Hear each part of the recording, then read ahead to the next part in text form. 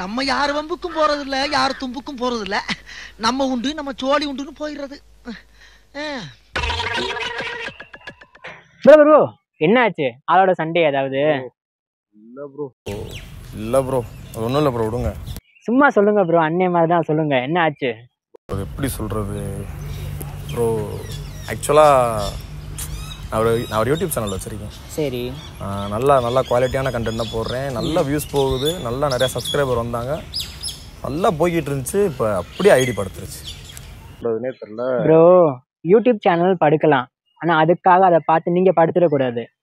வாங்க என்னன்னு சொல்கிறேன், வாங்க உட்காருங்க ப்ரோ. கவலைப்படாதீங்க, நான் என்னோட யூடியூப் சேனல் 3 வரைக்கும் மானிட்டைஸ் பண்ணியிருக்கேன். நிறைய பேருக்கு ஹெல்ப்பும் பண்ணியிருக்கேன் எப்படி க்ரோ பண்ணுறதுன்னு.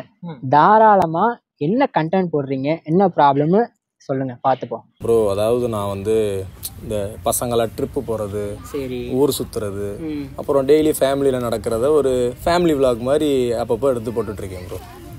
விளாக் மாதிரி போட்டுட்ருக்கேன் ப்ரோ. டம்மி பீஸ்ன்னு நினச்சேன், ஆனால் பயங்கரமான ஆளாக இருக்கீங்களே. சரி வாங்க திரும்புங்க, சொல்கிறேன் என்ன நடக்கும், என்ன பேசலாம் அப்படின்னு. ஓகே சரி ப்ரோ, நீங்கள் விளாக் கண்டென்ட் போடுறீங்க. ஆமாம். ஸோ உங்களுடைய பெரிய காம்படிட்டர் வந்து விஜய் சித்து விளாக் தெரியுமா? தெரியுமே. அவர் தான் பெரிய காம்படிட்டர்.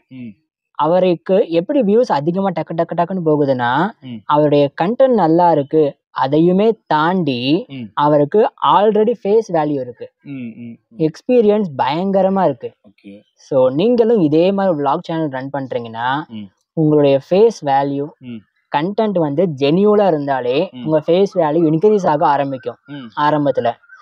ஆனா உங்களுக்கு வியூஸ் போகணும்னா விஜய் சித்து விளாக்ஸ் மாதிரியான பெரிய பெரிய சேனலை பார்க்கவே கூடாது. ஆரம்பத்துல விளாக் கண்டென்ட் ரன் பண்ற சின்ன சின்ன யூடியூப் சேனல்லாம் இருக்காங்கல்ல, அவங்கள தான் எடுத்து பார்க்கணும்.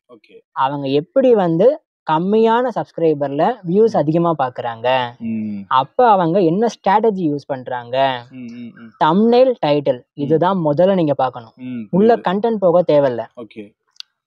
தம்ப்நெயில் டைட்டில் பார்த்தா அதுல பயத்தை கிரியேட் பண்ணி கிளிக் பண்ண வைக்கிறாங்களா, இல்ல காமெடியா பேசி கிளிக் பண்ண வைக்கிறாங்களா, இல்லைன்னா வந்து நெகட்டிவாவோ சைக்காலஜிக்கலா பேசி கிளிக் பண்ண வைக்கிறாங்களா அப்படின்றத பார்த்து அதை முதல்ல டீகோட் பண்ணணும்.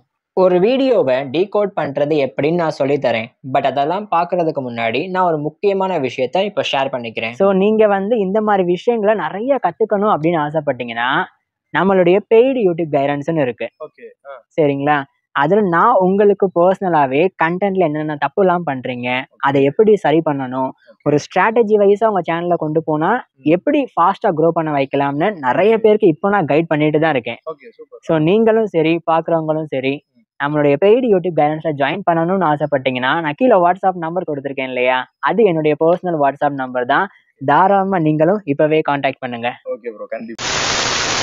இப்போ ஒரு தம்ப்நெயில் இருக்கு, நான் பேய் பங்களாவுக்கு போயிருக்கேன், நான் பேய பார்த்துட்டேன் அப்படின்னு ஒருத்தர் சின்ன யூடியூபர் தான் வீடியோ போட்டு சப்ஸ்கிரைபர் கவுண்டை விட வியூஸ் அதிகமா பாக்குறாருன்னா இது எதை பேஸ் பண்ண வீடியோ? உங்களுக்கு கியூரியாசிட்டி அதிகமாகுது. கியூரியாசிட்டி இருக்கு, பிளஸ் என்ன இருக்கு, பயம் இருக்கு. ஸோ பயத்தை கிரியேட் பண்ணா விளாக் கண்டென்ட்ல அதிகமா வியூஸ் போகுது அப்படின்னு இவரை பேஸ் பண்ணி தெரிஞ்சிருச்சா? ஸோ இதே மாதிரியான கண்டென்ட்டை உங்களுடைய சேனல்ல எப்படி யூனிக்கா போடலாம் அப்படின்னு தான் பார்க்கணுமே தவிர ஒரு தெரியாத பிளேஸ்ல கொண்டு போயிட்டு விஜய் சித்து விளாக் மாதிரி என்னதான் காமெடி பண்ணி வீடியோ போட்டாலுமே ஃபேஸ் வேல்யூ இல்ல, உங்க சேனல்ல எக்ஸ்பீரியன்ஸ் இன்னும் கெயின் ஆகலைன்னா கண்டிப்பா வியூஸ் போகாது. அப்போ ஆரம்பத்துல இந்த மாதிரி நெகட்டிவிட்டியா காமெடியா என்டர்டைன்மெண்டா என்ன சைக்காலஜியை பேஸ் பண்ணி கிளிக் பண்ண வைக்கிறாங்கன்னு பார்த்ததுக்கு அப்புறமா நீங்க இதை அப்படியே உங்க சேனல்ல ரீப்ளிகேட் பண்ணா போதும். புரியுது.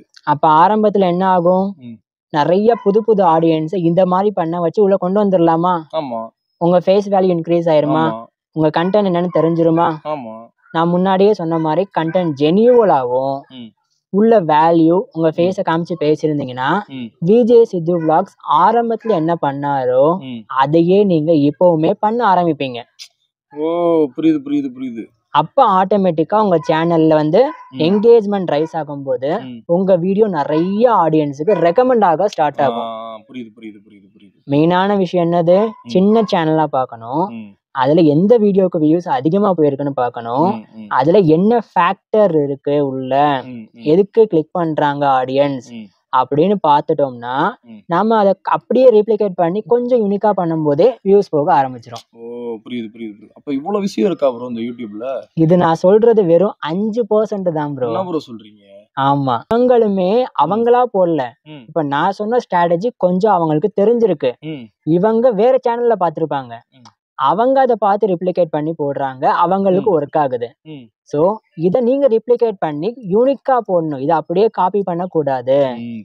யூனிக்கா போட்டோம்னா அந்த சேனல்ல நடந்த மேஜிக் உங்க சேனல்லையும் நடக்கும்.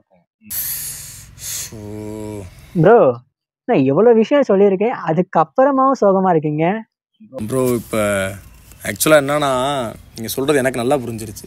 சரி, ஆனால் புரிய வேண்டியவங்களுக்கு புரியுமான்றதான் டவுட்டாக இருக்குது. புரிய வேண்டியவங்களுக்கு புரியலையே ப்ரோ. இந்த சேனல்லே ஆளோடது ப்ரோ. அட பாவி.